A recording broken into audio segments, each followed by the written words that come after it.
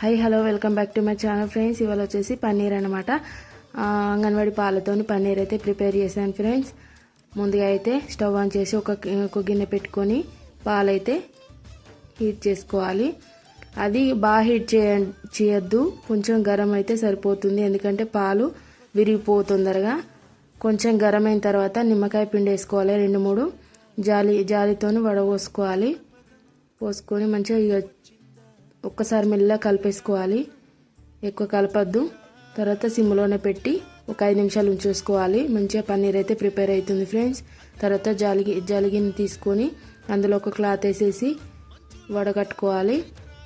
తర్వాత చల్లటి నీళ్ళు పోసేసి మంచిగా పిండేసుకోవాలన్నమాట.